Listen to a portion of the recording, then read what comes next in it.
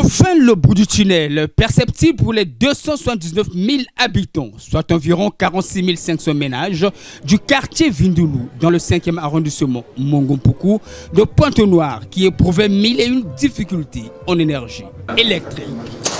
Aujourd'hui, avec l'inauguration de cette sous-station 30-20 kV par le Premier ministre chef du gouvernement Clément Mwamba, puis la construction de 17 postes de transfo avec le réseau de distribution basse tension et la construction d'un point de vente pour la réception de la clientèle environnante constitue donc un ouf de soulagement pour ces ménages et les usines se trouvant dans ce grand quartier.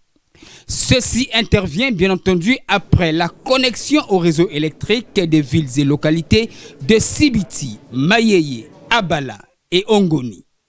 Ce cadeau de Noël et de Saint-Sylvestre aux populations est la suite logique du processus enclenché par le gouvernement dans le cadre de la matérialisation de la vision du chef de l'État Denis Sassou Nguesso qui consiste entre autres à mailler le pays en infrastructures de base et en l'amélioration des conditions de vie des populations. Dans le domaine de l'électricité, nous avons posé de nombreux pas pour dire que le pays avance.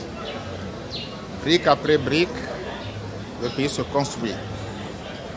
Lentement et sûrement, en posant des actes qui sont palpables, visibles et surtout proches des populations.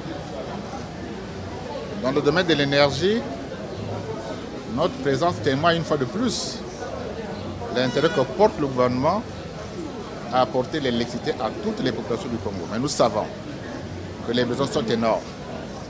Je l'ai dit qu'on allait pas à pas, mais sûrement. Ces réalisations vont se poursuivre, a dit le chef du gouvernement, car l'énergie étant un gage de développement. La Société Énergie électrique du Congo a donc investi sur fonds propres et les populations sont donc appelées à préserver ces acquis. Lorsqu'on fait toutes ces installations, c'est un patrimoine qui appartient à une société, mais globalement, c'est le patrimoine de notre peuple, de notre pays. Ce sont des installations importantes. Lorsque nous avons ce genre d'installation, il faut les protéger. Là, il s'agit de l'électricité comme d'autres installations, que ce soit les routes ou l'eau. Il faut que nous-mêmes, les populations, nous comprenions qu'on a intérêt à protéger ces installations publiques qui sont importantes. Sans elles, on ne peut pas donner la fourniture des services au peuple.